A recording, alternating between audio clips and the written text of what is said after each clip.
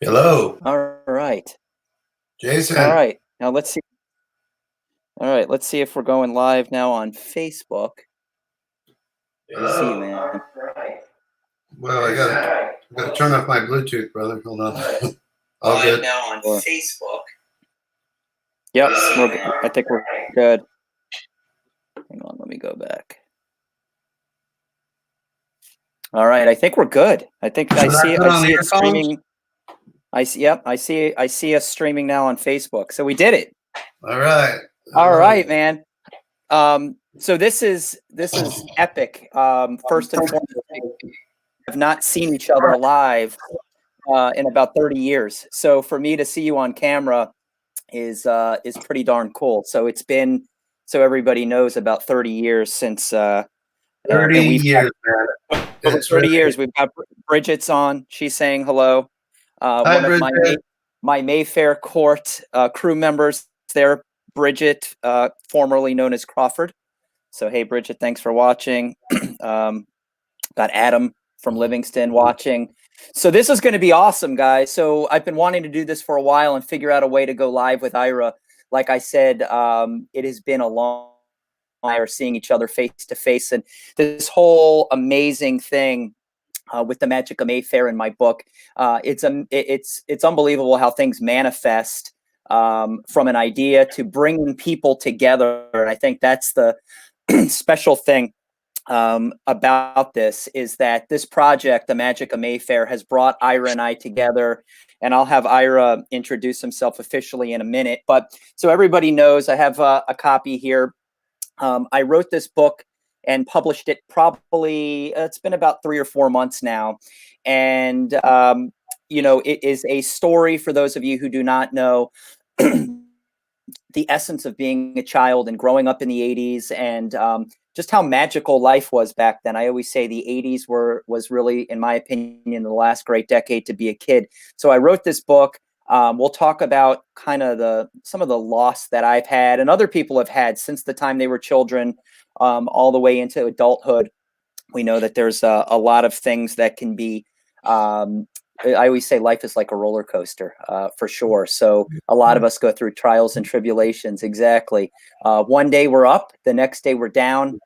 And that's what this book is really about. And then love and forgiveness, and um, just really self-reflection. So with that said, Ira, please go ahead and introduce yourself to everybody. We've got more people All right. popping on right now.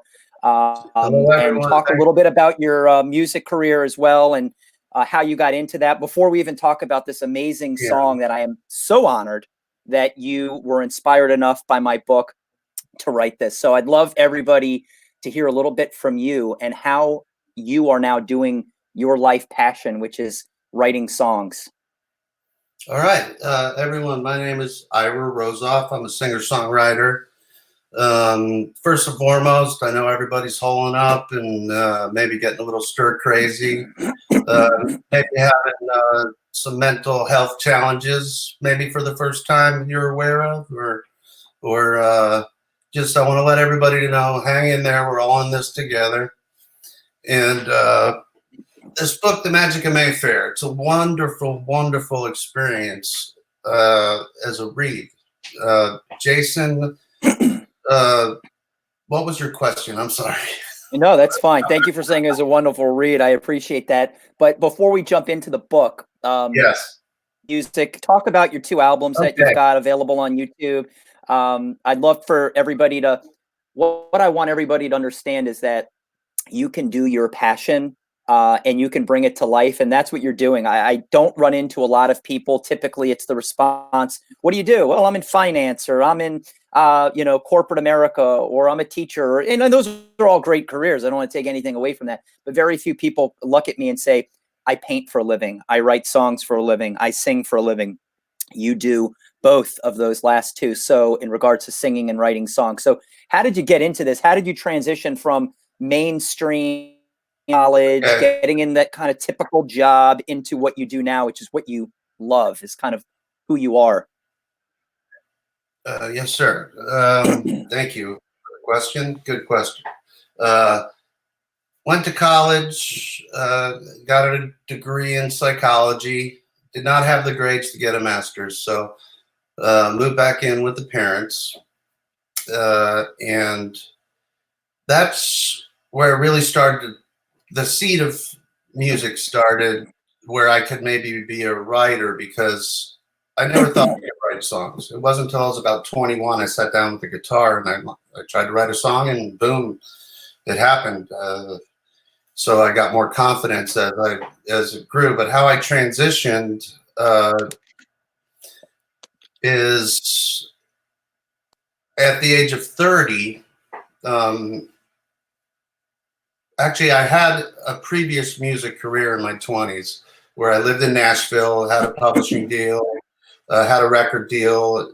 Nothing ever worked out with that. The band disbanded, and then I moved to South Carolina, and I was injured at work. I got hit in the head with a tire strap as I was trying to strap down some PVC pipe, because I was working in selling irrigation stuff. And little did I know that would change my life forever, Jason. Yep. I had to jump through a lot of hoops, get all the tests, everything. I couldn't speak for 3 weeks. It put a bruise on the left side of my brain, which is a traumatic brain injury, which a lot of people are dealing with all around the world. And now I'm 44, so my brain has had quite a bit of time to heal. A lot of my healing was my journey back to music.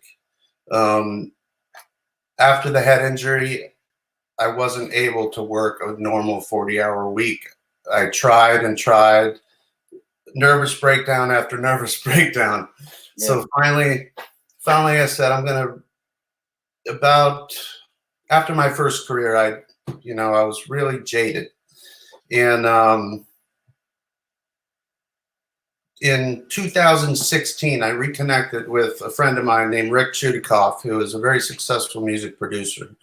And he lives in Nashville. And we met about 17 years ago and wrote a song together. And we never forgot about each other.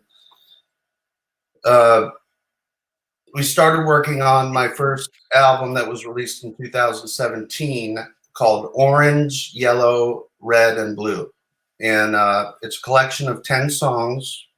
I did both albums as a concept album. It's made to be listened from track 1 to track 10 as a journey.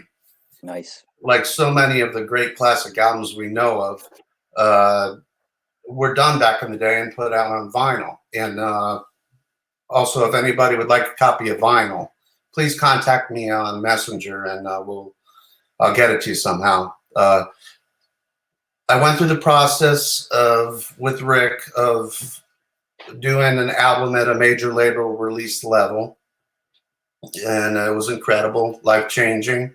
So incredible, the inertia pushed me into a second group of 10 songs that made the album Smiley Face, released in 2019. Both albums, you can check them out for free on YouTube. If you want to download them, I think you can also. But if you go to iTunes, they're there. If you go to any of these streaming sites, please type in Ira Rosoff and see what's going on with those songs. Appreciate it. So, Ira, real quick, let me just jump in. So you've hit on some impactful things. So you talked about real life. You talked about why I think your journey is so special. Before we keep moving on with that, prior to that, I was just talking about in my book, we talk about the roller coaster of life and the trials and tribulations that we're going to talk a little bit about the mental health component of this book that translates into the song, The Magic of Mayfair. But I want to thank you. I didn't even know that. I didn't know how personal that traumatic brain injury that you went through was to you. So I was not going to bring that up. But I think everybody that's watching, and we've got quite a few people on here, and just want to we've got Jackie on here. We've got Sharon Spring, Steve Ruda, one of my good friends from many years He said, great to see old friends reunite and be successful together. God bless. I got Jared Smoke, who I grew up with, Melissa from my high school. Hey, Melissa. Jason Gordon from Stoneman Douglas. Scotty. It's important just to thank everybody for tuning in here. Renee, who I worked with. Of course, Bridget. So, you know, everyone that's watching, this was not a smooth, air quote, smooth transition that Ira did from his kind of day job into music. Traumatic, call it a tragedy that has now impacted him. So I wanted to thank you for bringing that up, because I think a lot of people need to understand that sometimes the road to get to where we are today is not always the way that we planned that it would happen. But I did think it was noteworthy too, Ira, to mention that when we were kids, my dad and Ira's dad were in a band together. Yes. Do you remember the name of the band, Ira? The Sun Airs. The Sun Airs. So they would, you know, in typical 80s fashion, they would all come over. I remember everybody coming over. And John, who Ira is still in contact with, and one of the group members. Since then, unfortunately, my dad's passed away. If you've read The Magic of Mayfair, you know that. Unfortunately, Ira's dad also has passed away since. So John is still somebody that Ira talks to. I think he was the guitar player of the group. Yes. But they used to come over, remember, and they go and set up in our garage that we made into, or my dad made it into, an office, and they would jam out. The room had the wood panels, I remember, from the 1980s, and they wrote a song together, and that song was The Collector. And I you love have that, right? It's a Shapiro. My dad and yeah, Rosoff Shapiro. An older generation collaboration. Yep. So that was 1983. And look at where we are now. Okay. The year 2020. This book, The Magic of Mayfair, has brought Ira and I back. And although I don't play in a band, and I do play some piano, and I like to think that I can sing. And by the way, if anyone has comments, please note that, or please, you know, note that here. We'd love to hear your feedback, as anything from that standpoint. But I thought it was really noteworthy and very cool to bring that up, that this is kind of the handing the baton off now to Ira and I to kind of carry that legacy that our dads had. My gosh, you know, you're getting close now to 40 years ago. Was it 85 is when the record was released. So, yeah. So, you know, definitely check out Ira on YouTube. I think is a very quick way to see all of his material. Yeah. It's laid out beautifully. I happen problems. Smiley Face. I have to say it brought me back to this really great 90s feel. Exactly. I loved it. It brought me back to that, like, kind of late 90s, like really just carefree, stressless type of music. And it's a great album. But talk a little bit now, Ira. So how did we get to where we are with this unbelievable song? Okay. We're going to talk about the lyrics in a little bit here. The Magic of Mayfair. Ira's mom read my book. I've gotten a lot of support from Ira's brother, Adam, his mother, Paula. I talked about some of this when I went live on my Treemouth Books author page, so hopefully it's not redundant for everybody.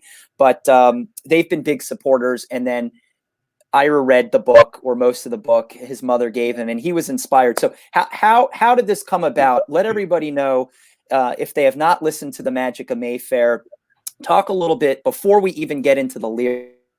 How did you birth this beautiful song that you created? Well, first of all, the fact, when I learned that you had written a book, I was extremely proud, because I myself have tried to write several books, and I know it's really difficult. It takes a special person to write a book. And when I find out what causes you were trying to bring to light, make mental illness more of a norm to talk about, because anybody that says they don't have mental illness in their family somewhere is lying. So, so basically, yeah, that's why I brought up the brain injury. The book it inspired me to talk about what I've been through. in more of a normal fashion, because a lot of times when I meet new people, I don't mention it for, ever. But how this happened was I ordered a copy of Magic of Mayfair without you knowing, and Okay. I looked at the title, and I just started thinking back on our childhood on Mayfair Street. And when all the gang was there, when Bridget was there, hi Bridget again, and I'm not Bill Ganji, Mike Peters, the whole Mike crew. Peters, yes, Bill Yep. Ganji.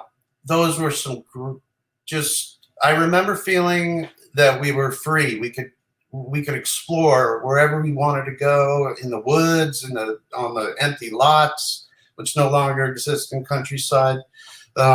There was a lot of magic on that street, and a lot of good hangouts, healthy hangouts, and a lot of. I started reflecting on that, and then I looked back at your book, and I said, "Man, that is a great title." So I said, "I think that's a great title for a song." And how weird would that be if I wrote a song about the book? So I sat down with my guitar, and they call it the lightning bolt hits you. It hit me, and it took about possibly, I don't know how long it took. It was very quick. Yeah, I was going to say, you wrote that. I mean, your original raw demo you sent me was quick. And real quickly, I've got Carrie watching. Patra, thank you, Patra. You're so sweet. Carrie, love you, miss you, hope all is well. So yeah, Ira, you wrote that fast. I remember the raw demo you sent me, and I was able right off the bat. I feel I was able to write that fast because I felt I lived it, and I did live it with, I lived it with you for a few years, and we'll never forget those good times. And that's what inspired me to write the song. I figured maybe some way this song could help out your message, reach more people, to get them to purchase the book and read it and see how they could apply it to their lives. But the song was definitely a nice surprise that it came out so well. And I'm really happy you're happy with it. And a lot of people have heard it so far, more than I ever thought would hear it, because of this book and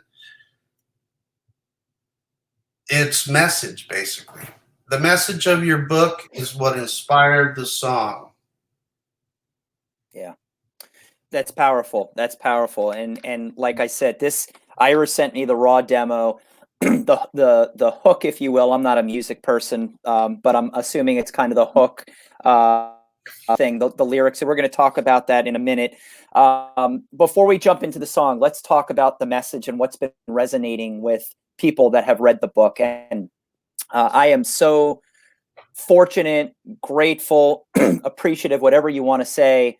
The feedback that I've received is that the part that's resonated with everybody, and I wrote this, at first it was kind of this big celebration of being a child and all the fun things. And I know Jack now and her dear brother, Bill Ganji, who we've since lost, was such a big part of my childhood.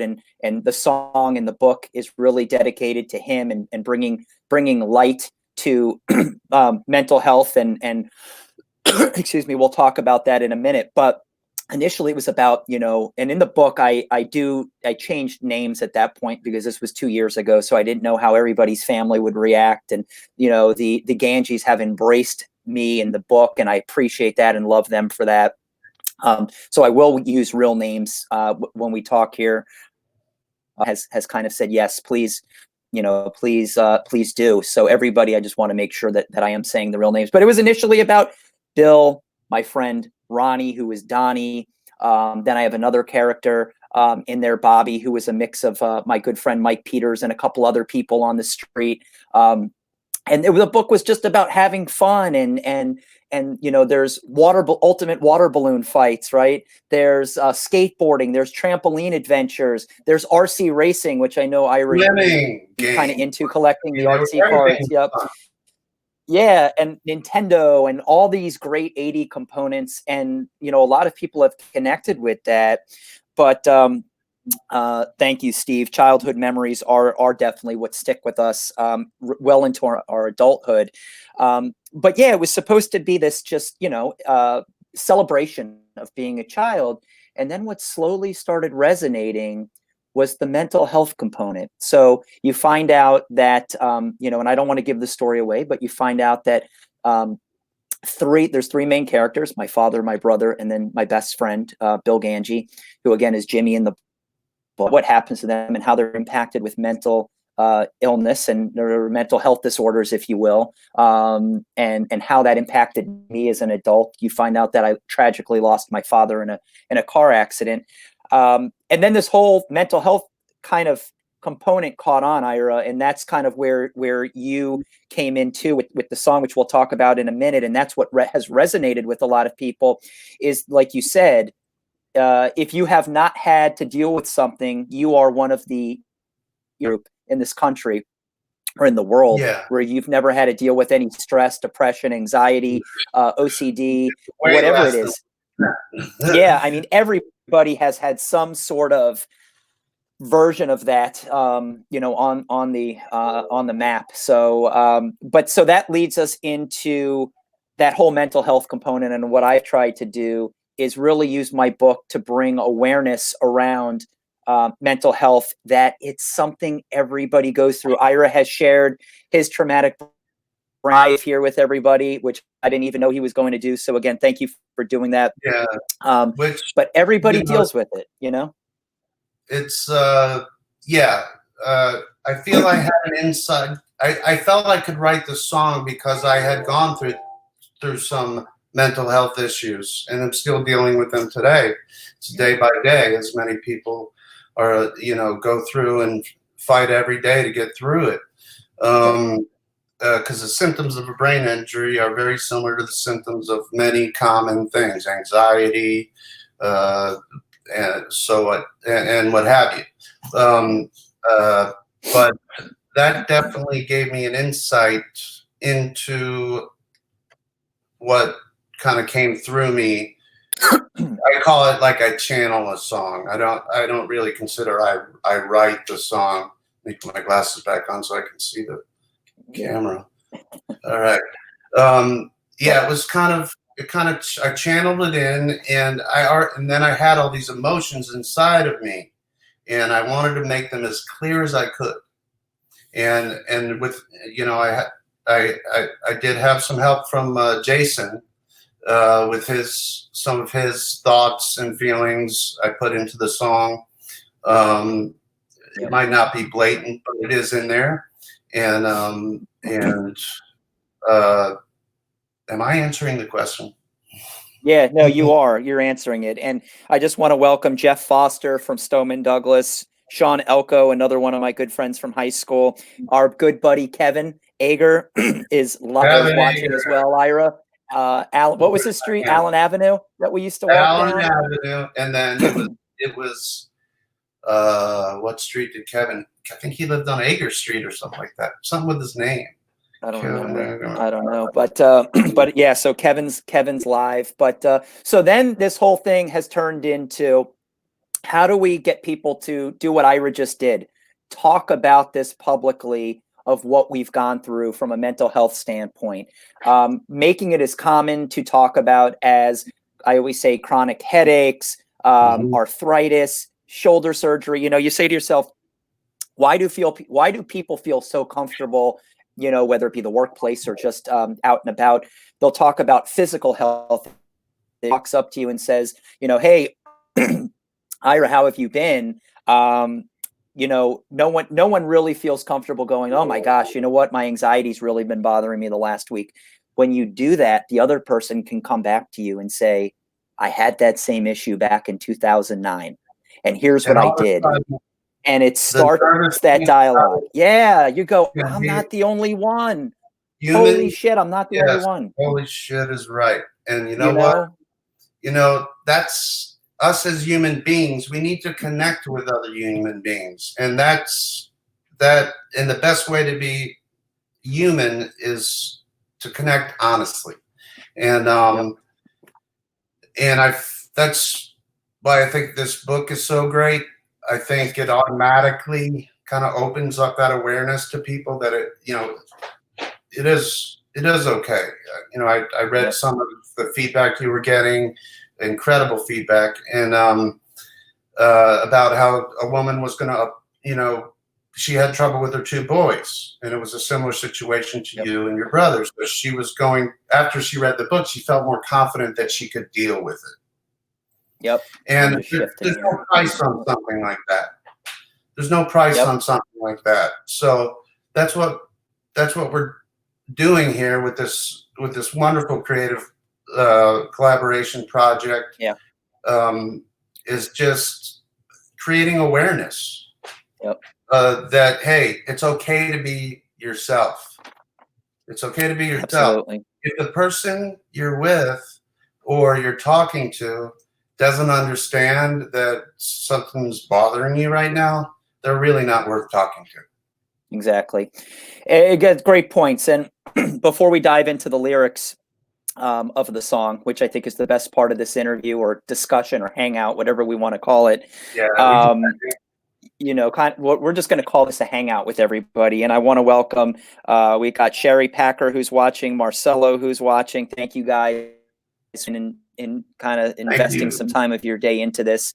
We're talking with singer-songwriter Ira Rosoff and his music career and how he came up and basically created this amazing song, "The Magic of Mayfair," with my book. But the other thing that I wanted to say is when you have open dialogue around mental health, and you can talk about it in the workplace, or you can talk about it with friends, or you can even talk about it with acquaintances. That's how you save lives, because people start to realize that not only am I not the only person dealing with this, because, listen, everybody's had their bouts of stress, like I said, depression, anxiety, things of that nature. And you start to feel like maybe I'm the only one dealing with this.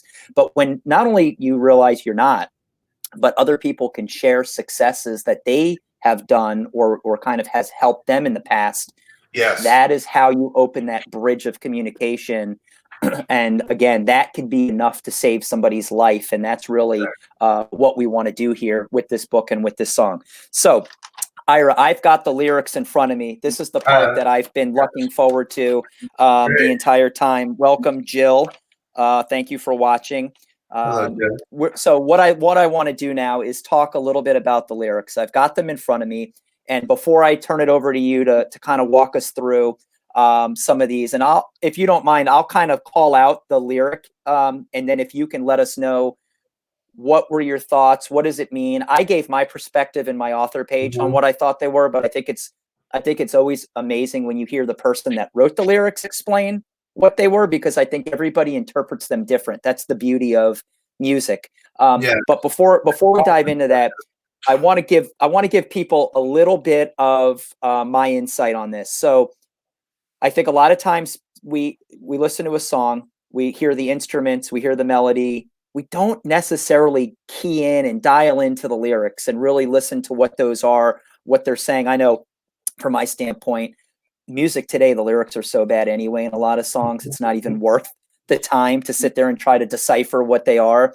The other thing I want to talk or make sure everybody understands is the Magic of Mayfair. This is the real deal. So Ira went to Tennessee, and Ira, talk about Rick, I want everybody to know that this is professional quality. This is, major this is like a major production. This was not like Ira sat in his garage and had some instruments and recorded this. Like Ira had the top engineer, the top producer. Talk a little bit about that so everybody just gets a sense of how high level your investment was into this song.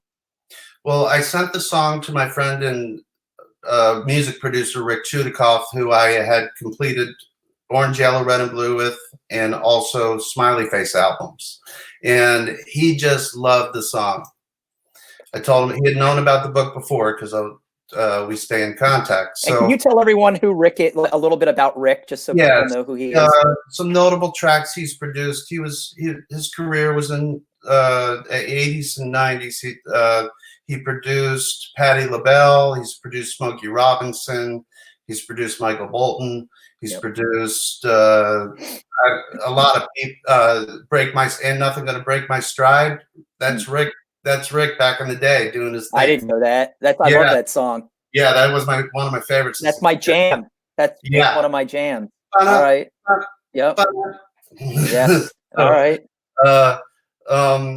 And also a huge part of my albums was a gentleman named Steve Marcantonio, who I've become very close with. He is nominated this year by the Academy of Country Music as one of the top engineers in Nashville. Now, people should know the best engineers in the world are in Nashville. And they pick about 9 or 10 nominees, maybe even less. He's been nominated for the last 9 years as one of the top. And yeah, it's good to have the track record, but you still need a chemistry when you're working with somebody. And we had great chemistry. He mixed my albums, and he also mixed the Magic of Mayfair, and was very an honor to hear you say that, Ira. That's amazing for you to say he mixed the Magic of Mayfair when he's done all these top artists. So yeah, and it's still doing them. Yeah, Steve Marcantonio works with most everybody current, so he's a big dog. And yeah, what's next, Jason? Well, talk about too. I want people to understand. You guys had the instrumental track laid down first. You had live instruments come in. You had background singers come in. I mean, I just want everyone to understand. This is a big deal. You know. So when you hear the song on YouTube, please check it out. Just type in the Magic of Mayfair on YouTube. But explain a little bit about how that process worked. You brought in the instruments first, I believe, right? Then the background singers. Then you. I may be wrong. After the song was completed, Rick became the producer. Okay. So that's a producer's job, is to put together the musicians to make the sound you need, the right chemistry of musicians. So Rick knows a lot of great musicians that he can that he can call. So I believe it was a 4-piece: drums, piano, guitar, and keyboards. Was there a trumpet or strings in there? It almost sounded like it. Maybe I'm wrong. If it was a keyboard patch. Okay, got it. Okay. And the background singers, their names are not coming to me now, but those are the same background. Beautiful voices they had. Yeah. They did wonderful contributions on both of my albums. Yep. So Rick, these are Nashville cats. They're like one take Jake, and they captured something very nostalgic sounding, very magical sounding. And then it was up to me to put it across as a singer. And with Rick producing my vocal and being, he's there coaching me as I'm singing it and giving it. I was never had anxiety about doing the vocal for this song. I felt excited to do it because I felt I wanted to put my emotion into this, because it's something very, it's really life and death. Yeah. If you look at it from the mental health aspect, because the littlest thing can change somebody's outlook and eventually change their life. I love that. So, so you go to Nashville. I remember you telling me, "Hey, I'm going to go lay the track down." Tell everybody, because I think it's fascinating. What's it like? So you got the instrumental. You walk into the studio. Can you give us maybe a 3-minute overview of what it's like to record? Sure. My brother Adam just popped on. Thanks for watching. There's Ira. It's been a while. Yes. You remember him? Probably last time you saw my brother Adam, I was holding him. Yeah, he was probably 8 or 9. But you remember when he was born, and my brother Jared. But anyway, sorry guys, we're reminiscing. This is the first time Ira and I have seen each other live or face to face in over 30 years. So this is a special time that you guys are witnessing live here. So Adam said, "Great song, Ira." And thank my you. brother does not give compliments unless they are deserved. I can tell you that right now. So talk to us now. You fly to Nashville. Okay. Again, I want to make sure everyone's clear. This is not Ira drove down the street to the local music studio. He flies out to Nashville to record this. Walk me through that morning or afternoon. You get there. What is it like? You're in the studio. Rick Chudikoff is really a wonderful guy. He's a person, a human being. He picked me up at the airport, as he always does, and we went to his personal home studio, which in Florida, a home studio is just a home studio. But in Nashville, a home studio can make hit records. So he had all the tracks recorded at that time, except for no backgrounds, no vocals. So he would put up a mix of that right on the spot, make the bass a little louder, put down the guitar a little bit. And I should mention there's also a wonderful solo in the song when the song kind of comes to its peak of emotion and the guitar takes over. I wish I could give a shout out to the guy. That's one of my favorite parts of the song is that guitar solo. Yeah. So Rick put up a mix and we start, warming up my voice. I did a couple of takes. Then took about 4 hours, which is usually common to get a release quality vocal because sometimes it's not a live perform. It's all live, but the producer will pick the lines they like and the ones with the most feeling or the ones with that your tone really came through on. But Rick's top notch at all that stuff. So I really had no worries. I just had to show up and be real. Awesome. Yeah. All right. So my favorite part is coming, which is the lyrics. But I want to say, so we're getting Patra, who I worked with at Ascena Retail. Powerful message and amazing collaboration. Good to know we can go to YouTube and hear Ira's music. Can you please share again where the book is available? So Patra, my book is available on Amazon, Barnes and Noble, all online platforms, Walmart. So perfect time because nobody's going to stores. Then I've got Jeff Ross watching with us, Dominique, two people that I used to work with at Gap. We've got Rich Finaldi who's watching. Thank you so much, everybody. We've got quite a crew here watching. So I'm glad everybody's tuned in for this next part. So we've gone through. If you're just joining, hey Rich, thanks for tuning in. If you're just joining now, we talked about my book. We talked about the mental health message. Ira has publicly come on, which I think is amazing, and talked about his traumatic brain injury that he had that has kind of led him and navigated him to where he is in life now, which is where he's able to wrap his arms and really appreciate life and the kind of the where he has landed, if you will, at this point. If I said that right, Ira, hopefully I captured that. Very well said. Okay. I've got Hayden, my nephew, watching. So Adam's son, Hayden. Thank you for tuning in, Hayden. Uncle Jason is happy you're watching. All right, so that's where we are. We talked about the mental health component. We talked about how being open with acquaintances at work, with friends, talking about if you're struggling with any mental health issues. Is so important and can save lives because you realize you're not the only one dealing with it.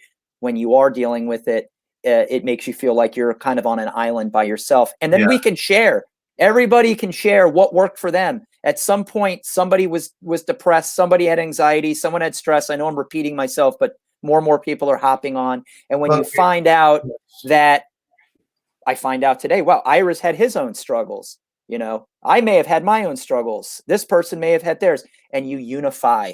Unify. It's been share what worked. Yeah, go ahead. Wonderfully said, Jason. I think in the recent past, people have have gotten away from that with mental health because they feel embarrassed, or they feel they're the only one. And sometimes that leads, to very bad things, tragedies. Yeah. And which then leave families to deal with their own issues. But you know what? Every family deals with a loss at some time. And it's important for me that this message is out there, that it's okay to talk about it like anything else. No embarrassment. Yep. No embarrassment. Everybody's been through it. And when we can lean on each other, and I want people out there, share what has worked for you in the past. Yesterday I went live with Tracy Litt, who is a mindset coach, and she talked about breathing. And I know from talking to other people that have struggled with mental health issues, there's breathing treatments out there that can change somebody's life, because when you breathe, it's telling your certain arteries in your neck and in parts of your body. And I know Rich Finaldi, you talk about this a lot, is breathing. He's watching, and how important that is. So there are things that people have done or would love to share with somebody. Yes. That they were going through the same things. So the best part of this whole thing, and we're probably going, there's no time limit here, Ira. Hopefully, I don't think you have anywhere to go. I don't think any of us have anywhere to go now. So hopefully we can keep this train moving. And Rich is right. It's okay not to be okay. There's freedom in that. So I think that's very well said. So let's talk about the lyrics. All right. I highlighted a few things. I printed them out for you. I have mine out. I have mine printed too. So thank you. Yes, let's talk about these lyrics. All right. So I'm gonna read the lyrics, but I'm gonna pause on certain parts, Ira. And if there's things you want to talk about that I don't mention here, or I don't pause on, please do. So here's the first line. There is a place in my heart where childhood memories collide with brand new starts. A street called Mayfair, the place where I grew up, in a mix of mayhem and half-filled cups. I want to talk about in a mix of mayhem and half-filled cups, but is there anything in that first group? Just like, there's a place in everyone's heart where they hold their childhood memories, the good ones. And I have them in mind. But to write about this book, I thought, wow, by reading this book, somehow a lot of people can move forward with their lives in some fashion, in a positive way. And with childhood memories are colliding with brand new starts in the present. So you're in the present with a brand new start, and you can gain strength from any good memories of the past, especially childhood memories, because those tend to stick with everybody the most. And street called Mayfair, the place where I grew up. I'm kind of taking some licensing here and acting kind of as if it was Jason. Or anybody. But Ira, everybody's got a Mayfair, right? So even though you put a street called Mayfair, the place where I grew up, you could say, what was your name of your street again? Rainbow Farms Drive. Right. It could be the place, a street called Rainbow Farms Drive, the place where I grew up. My dad was Adele Road. So you can literally put your street name in there. That's what I love about it, is you kind of left it open-ended. Yes, you put Mayfair, but you left it open-ended, I think probably intentionally, knowing you, that someone could plug their own street in their mind. Yeah, in their mind, as they're listening, they can feel connected. In a mix of mayhem and half-filled cups was a very inspired line. I love that line. That's what I've got circled. Talk to us about that one. I was thinking back to our times hanging out as kids. And, we both got to know each other's families very, very well, and knew each other's parents. And your dad scolded me and my dad scolded you. And, that's how it was back then, right? Yes. And we listened. Yes, it was Mr. Rosoff, Mr. Kids were Shapiro. not in charge. No. I never would have dared called your dad Jay, and you never would have dared called my dad Larry. It was No. Mr. Shapiro and Mr. Rosoff. Exactly, Mr. Shapiro. So, even at that age, I was very aware of, there's some challenges going on here, whatever they may be. So that's the mayhem, and you mix that with a positive attitude, which is a half-filled cup. Yeah, and I love it. Through the mayhem we all will experience in our lives at some time, sometimes multiple times. It's just an opportunity to learn more and gain a bigger awareness. So then we move to the, they call it a channel or a pre-chorus among writers. We fell in love with each other courageously. Really, I'm talking about all the kids that hung out on Mayfair or any street USA, and made connections, lifelong connections sometimes. Yeah. Like you and I. Can I go back real quick to a mix of mayhem and half-filled cups? I think that is what I circled. I think that's probably one of the most emotional, powerful lines in the entire song, which goes to show you the quality of the song, because we're talking about the first group of. Here I'm saying what we haven't even gotten really that far in, and already you've hit us with this intense, emotional, relatable line in a mix of mayhem with half-filled cups. So I just wanted everybody to know, oh, what a treat. We got the guitar coming out. Yeah, I'll already got the chorus when we get there. Yeah, awesome. So I interpreted it. It's amazing because everybody can interpret songs a little bit different. And welcome, Mrs. Ganji is on, Bill Ganji's mother. So I am so honored that she's on. Mrs. Ganji, you may remember Ira Rosoff here, who is one of my childhood good friends, and he grew up on Mayfair Court. So thank you so much for all your support and love. Love you and the whole family. So we're just going through Ira's song right now and the lyrics, and so that's how I interpreted it, Ira. So I thought about it in a mix of mayhem and half-filled cups, but that's also my life today. And our lives today life is a mix of mayhem. It's crazy, but if you can look at it in a positive direction, where you say "and half-filled cups," I mean, it's emotional. It's emotional to read these lyrics, and again, I really encourage everybody, when you hear the song, please listen. But yeah, so I just wanted to call that one particular line out there.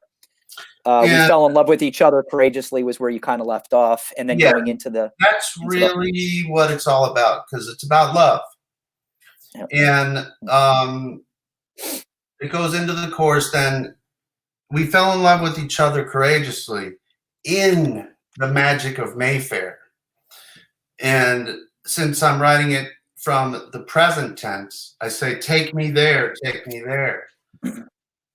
to the magic of Mayfair, take me there, and it goes, in the magic of Mayfair, take me there, to the magic of Mayfair, take me there. I love it. Oh my God, emotional. And how many times? God, that was impromptu. That was pretty friggin' awesome. You got me a little tongue-tied here. So I'm going to work through this. This is emotional for me. But how many times do we say in our mind, we want to go back, we want to go there, we want to go back in time, we want to be time travelers somehow. Yeah, we want to go back to that special place, and feel, like you said, take me there. And when I say take me there, the reason why I say that is all the people that I loved were happy and healthy, and it was just such a, like, we think back to like grandparents and uncles and aunts and uncles, right? Like, you think about that was just a time where, and back then it was a safety net to be happy. Yeah, it was. It was the 80s. Yeah. No, it was, and I picture kids scurrying out there. Hey, Colette, thanks for watching. We would scurry out and you'd have all your family members there in your house and everybody was all excited, or birthday parties and aunts and uncles and cousins and grandparents. And in my family, unfortunately, a lot of people, I put on old videos, and I don't know if this is the same for you, or anybody out there, is I'll watch old videos and I say to myself, unfortunately, this person's gone. Patra said you gave her goosebumps by playing that, Ira. So, um, but anyway, yeah, I start going through the video, Ira, and I'm going, you know, my grandma has passed away. My uncle has passed away. There's my Aunt Frances who has passed away. Her husband, Uncle George, who passed away. Oh, there's my cousin who unfortunately passed away. And it's sad, but at the same time, take me there. Take me there. Exactly. You So, know, and then, you know, that's the first chorus. And then it goes into the second verse, which, though I can't remember faces, I'm okay with the names of all my precious friends who felt the joy and pain. Yep. A street called Mayfair, the place where I grew up, in a mix of mayhem and half-filled cups. So it kind of ties right into that same second half. The second half of the both verses are the same lyric because they tie in very well into the pre-chorus and then the chorus again, and then we get to a bridge, which it says "My Old Street." So as the listener of the song, you know, I was kind of hoping everyone would think about their old street, you know. My old street, I still visit in my dreams. And by the way, this is one of the parts I remember that you had some feedback with. You were you told me about a dream you had. Yep. And it inspired this bridge. And so it goes, my old street, I still visit in my dreams. And every time I wake up, things are more forgiving than they seemed. So I was having a hard time. But if I think about my, but if I had a dream about my old street where childhood was of the 80s, and now I'm back to here, and things are more forgiving than they seemed. It's not as tough. Yeah. Just like you get something off your shoulders to somebody. Life is easier for the moment. So then we go to the real kicker. Can I real quickly, Ira, just talk about I still visit in my dreams? Because I think that's another powerful line there. How many of us watching have dreams about where we grew up and about our childhood? And I was, for many, many years, I probably, and I'm being transparent, probably needed to talk to a therapist because I had gone through so much loss that was connected back to that street. And my subconscious was, you know, there were people that I loved, and I'm being kind of open here in public about this, but I would have people, you know, I would see them in front of their house that have since passed away. And this is in my dream now, and it was clear and vivid as can be. And as I would walk close to that person, they would run away and run back into their house. So I was literally my subconscious was trying to deal with the loss of these people that I loved. But it was in my dreams. My old street, I still visit in my dreams. And there were also nights where I would visit my old street and it was peaceful. And I was there and I was in my old house. So I think probably a lot of people can relate to that. So thank you for inserting that line. And then after, yes, I mean, it's dreams are important. Yeah. And everyone, you know, may remember their dreams.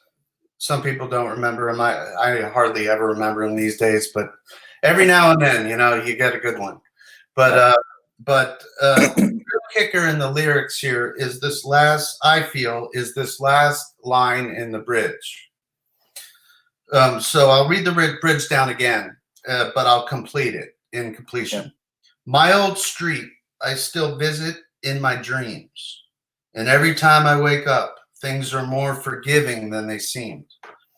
Because I found a source of strength that renews my trust and faith in the magic of Mayfair. So basically, that was inspired by me reading the book, really feeling like it made an impact on me, Jason. It's just a wonderfully written book and very entertaining. It goes through all emotions, and it's very, very much a human, beautiful book. Thank you. And really, I think the spirit of this whole thing is the magic. It's that magic time in everyone's life, even if it was a short period of time, you remember that. And is there some way you can draw strength from that? Mm. And I found I can. And that, since then we've reconnected in this way. And that's kind of just a validation of our reconnection, kind of. In the Magic of Mayfair, take me there, take me there. So it's like this song is like kind of the point of when you were reflecting back in the present day and putting it into music and lyric form. So it's kind of the book in 3 minutes, which a song should be. And it's very different than the book, but both very noteworthy. And tell the story in different ways, and I've never seen anybody have a book and a song at the same time. Yeah. So I agree. Yeah, that's special. Yeah. Yeah. No, I mean, I know there's bigger things to come. Yeah, absolutely. So, please, and I'm looking down because I'm writing notes. I'm checking comments here.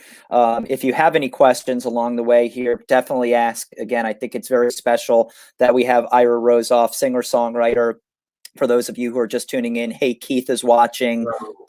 We've got Marcelo watching, my wife watching, my son watching. So we've got a lot of people tuning in and out. So for those of you who joined late, we're basically recapping the message around my book. We're talking about Ira's song that he wrote for the book. And we're using both to real message around I wouldn't even say mental health awareness, but we want to make sure that both the book and the song are helping people feel comfortable talking about how they're feeling inside. And we've said, and I think Ira said it most, it can prevent tragedy from occurring when people feel comfortable talking about the way that they're feeling.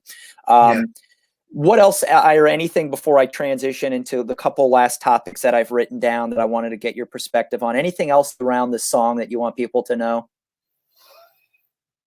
I just feel the spirit of the song is correct. I don't feel like it's not a big ego thing. It was a gift that was given to me, I feel, so I could give it to you and we could reconnect and spread this message of, it's a simple message. Just talk about it. Even if it feels so hard. But who you talk about it with, you'll find out. You'll find out if that's the right person. If you get the wrong one, try with somebody else. I love that. I love that. That's something I hadn't even really talked about is, you've got to have a connection with those people when you are talking about your mental health and how you're feeling. But again, hey, JC, thank you for joining.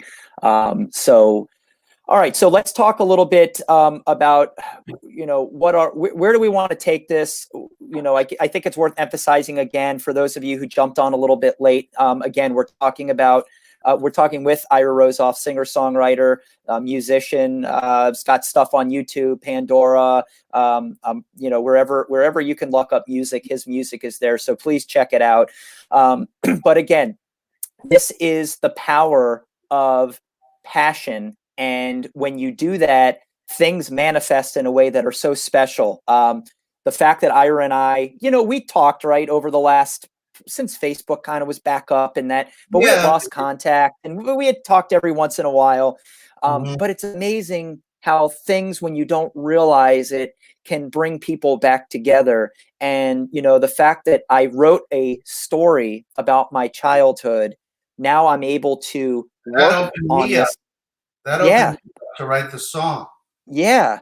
And the personal growth that Ira and I have both had, I just want everyone out there, listen, now is a tough time. It's a time of, it's stressful. There's a lot of anxiety, but there's nothing better right now than reaching out to people that you may have not spoke to in a while. People have this conception or misconception, if you will, that doors are meant to be closed from our past. And some of that's true, but some of it's not, So I'm getting so much pleasure and joy out of reconnecting with Ira through the Magic of Mayfair, through his song. We're talking at least 2 or 3 times a week. So I would encourage everybody out there, if you've got an old childhood friend that you are able to get in touch with, right? I feel like our relationship, we Checking pick on, up right where we left off, all of the That's how, things, right? yes, that's how great friendships happen. In that, the real friendships in people's lives, they just are, and they always Yeah. will be. Absolutely. So to end, kind of tie this whole thing together, we've gone over an hour, which is unbelievable. I think when Ira and I were Wow. talking, we were saying like 30, 40 minutes we would Yeah. hop on here, but I didn't want to, stop this if we were in a groove, which I think we were. So I think that's the question. A lot of people are saying, hey, Jason, the book is out. It's on Amazon. I had events that I had lined up, unfortunately, that were canceled, which I understand. I think everybody's dealing with the trials and tribulations of being kind of quarantined, if you will, and not being able to go to large events or groups of people. So I get it. I take it. I understand it. It is what it is. So what Ira and I are trying to do right now is, our goal long term is we want to turn the Magic of Mayfair into a. I think when I wrote the song, in my mind, this is the song that we want to end the movie. The beautiful thing is we don't know how we're going to get there, or the streets that we're going to drive down to eventually get to the finish line. But we know that that's our goal. And now we've teamed up together. We're leveraging resources. We're leveraging people that we know. And I think we're having fun, right, with this. I think that's probably That's the the biggest important thing, is thing. there's no pressure, right? It's just, we're having fun. It's fun, and just like our friendship started, Jason, and Yep. we are reconnecting now 30 years later, and we Yep. can. It's so smooth. It feels. Yeah. It's the same way for that. Well, I missed something. Yeah, no, that was it. We were just talking really just about our next phase of this, and that it's fun and we're Oh, enjoying it and there's no yeah, pressure, and and just like we made that back in the day, we might have made a plan. Today we're going to the big jump with our BMX bikes, and then we're gonna skateboard, and then we're gonna have some fudge icicles, and that would be our listen. day. Totally happy, Yeah. and now we're doing it as adults, based around your book, which is about our childhood, man. Yeah. I mean, what could be better? You Yeah. know, I want to encourage everybody during this time, really appreciate the little things that you do have. And they may be big things you have. Appreciate those as well. Because it's a very uncertain time right now. We don't know what's going on. Please, everybody, stay safe and reach out to those people that pop into your mind, and just see how they're doing. And you'll see it, not only you can hear it in their voice that they're glad you called, and then after you call, you feel more connected to humanity, which right now a lot of people are dealing with a disconnection to humanity because of these CDC rules, which obviously we have to follow for safety. But yeah, that's what this project is all about. It's about helping people live. a little more than they're living right now. Absolutely. Absolutely. And that's a great way to kind of tie this together. Again, Ira, thank you so much. For those of you who do not know, tuned in a little bit late, this is the first time Ira and I are looking at each other face to face in over 30 years. So it was emotional. You know, it was emotional. It was amazing just to talk about this. Please check out the Magic of Mayfair on YouTube. I'm a very goal oriented to get it up to 1,000 views just for the fun of it. I just think that would be a cool number to get to, that we have 1,000 people that embraced us and loved us and listened to it, share it, listen to the lyrics. What I'll do is I'll actually try to post these lyrics in one of my Facebook posts this week so everybody can see the lyrics as they're listening to the song. Check out the book for those of you who do, you don't want to buy it yet. You want to just check it out. If you just Google the Magic of Mayfair, you can preview the first 40 pages and get a feel from, try hopefully feel connected to the story. But with that said, let's see, getting a couple comments. Marcelo, thank you. I just wanted to chime in. Yeah, go Jason. ahead. Yeah, please. If you haven't bought the book yet, buy it, read it, and pass it on to somebody you think that would love this story, because that's what happened to me. Somebody popped in my head. I gave them the book. They ended up getting an emotional reaction from it and feeling that it was something special. And the more books that are sold, the bigger the message this is going to be. So that's why I'm very honored that I was able to write this song to help promote the book right now. And it's basically like a commercial for the book. Yeah. Yes, it is. It is. And thank you for, I want everybody to know that I have teamed up with a amazing nonprofit by the name of We're All a Little Crazy.org. Houston is the founder of that, right? Everybody, it goes back, and that's the play on that particular nonprofit, is everybody has something that they're struggling with. So yeah, it's great. Check it out, please. I'm going to be donating in the month of May, which is Mental Health Awareness Month. Any sales that occur from my book online in the month of May, I'm going to be donating all of the profits, 100% of the profits, to We're All Little Crazy.org. Which they're doing amazing work in schools. They're actually putting together, or have put together, school curriculum where they go in there. And it's important that we get children early in their life to talk about that mental health, mental health disorders. It's, again, something that everybody goes through. So Eric Hewson and his organization does an amazing job of talking about that to children at a very young age. So with that said, yeah, go ahead, Ira. I just want to add that they were very professional. Yeah. A very professional nonprofit. Very, very understanding, and very much worth putting it, checking it out to see what this project is, because they're helping to spread the word with this project. Yep. No, absolutely. A couple comments. So Marcelo said, great job, great interview. I'm going to listen to the song again. Thank you, Marcelo. I enjoyed it the first time. Now I get to hear it in a new perspective. So that's actually, thank you, Marcelo, for writing that. People are going to listen to this differently now, Ira, now that you've explained the lyrics. I think that's special. Thank you, Jason. I honored and I appreciate the opportunity to talk about the song, and I love the book. You're my bud for life. Absolutely. And it's great. We reconnected after 30 years on this interview, and I'm just honored to be in front of the computer talking to you about the purpose we have with this project, the Magic of Mayfair. Awesome. Well, guys, please watch this on replay again.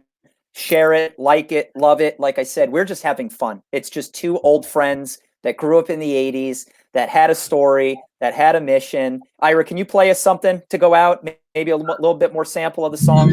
I love it. There is a place. Oh, that's the wrong chord, but I'll play the chorus. This is whatever. We're just listening. Yeah. Okay.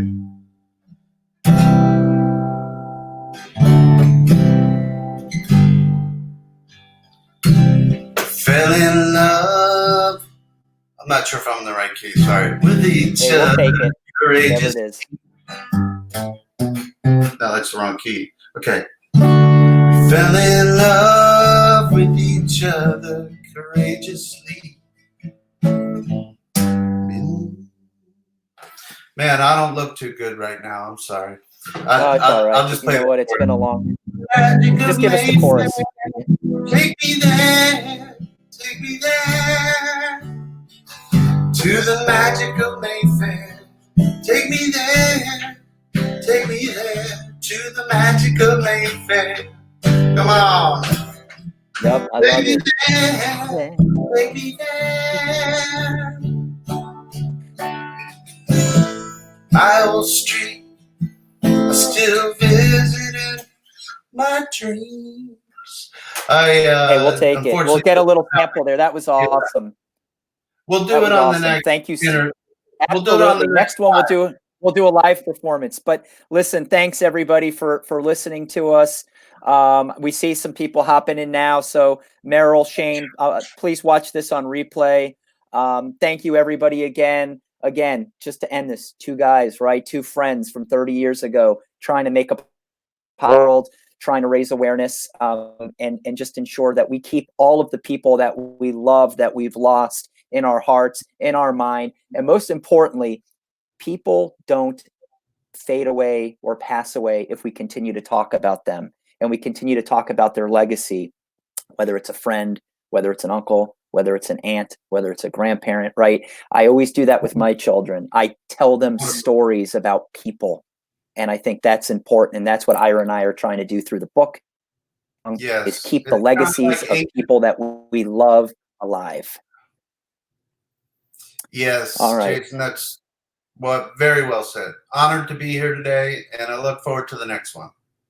Everybody, thank you so much out there. We love you all. We appreciate you all. Thank you, thank everybody. you for supporting the mission of the Magic of Mayfair. Talk to you all soon. Bye-bye. Bye-bye. Peace. Peace.